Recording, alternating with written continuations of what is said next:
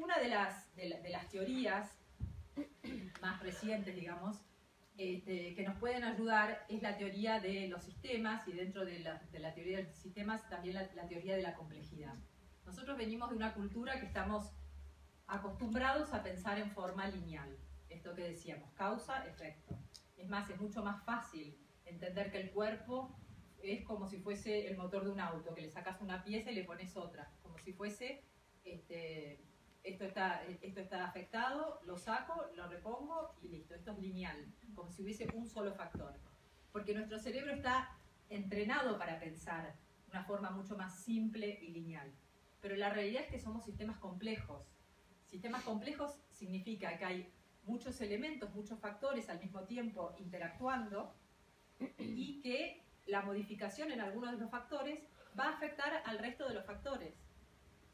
En un sistema complejo hay diferentes niveles de complejidad. Por ejemplo, tenemos a nivel celular, la célula ya es un sistema complejo, con un montón de factores y elementos interactuando entre sí. Este nivel, a nivel celular, la célula tiene un tipo de estructura, un tipo de funcionalidad, y tiene características propias. Cuando muchas células se juntan, forman un tejido y eventualmente un órgano. Una célula, por ejemplo, del estómago, segrega ácido clorhídrico. Ahora, muchas células juntas, que van a formar un estómago, ya van a tener una característica que es propia del estómago, que supera las características o la funcionalidad de las células, de cada célula por sí.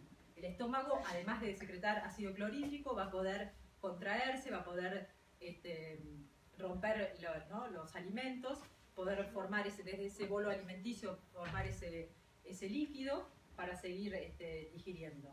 O sea que en un sistema complejo, cada nivel de complejidad, ya el órgano sería otro nivel de complejidad, con su propia estructura, su propia funcionalidad, pero ya tiene características y funcionalidades emergentes, que son propias de ese nivel y que no las podemos explicar por la suma de las partecitas de cada célula por separado. Si juntamos muchos órganos, muchos sistemas, formamos un cuerpo humano. Ya las características que tiene un cuerpo humano ampliamente superan lo que cada órgano puede hacer por sí. A ver, otro ejemplo.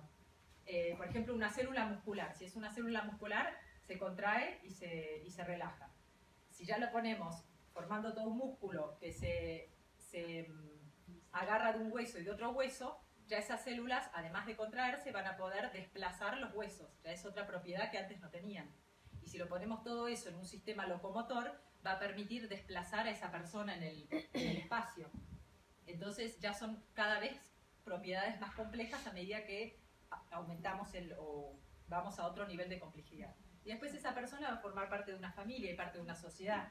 La sociedad también vemos como es un sistema complejo.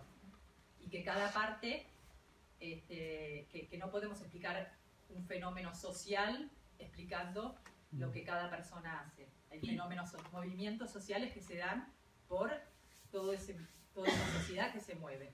No puede explicarse por la acción de cada uno. ¿Me explico? Sí.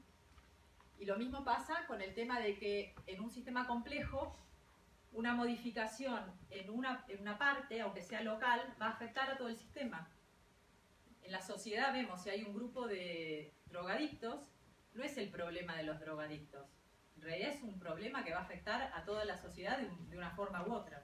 Bueno, en nuestro cuerpo es lo mismo. Que el emergente sea un tumor en la mama no quiere decir que el único problema es la mama, sacamos la mama y ya está. El problema está en el sistema. Y lo que nos tenemos que preguntar es qué es lo que le está pasando a ese sistema que permite que esa mama o que eso aflore en la mama. ¿Vamos hasta ahí? Sí. Nuestro cuerpo está lleno de imágenes y de ejemplos de complejidad. Nada es simple y lineal. ¿Estamos de acuerdo?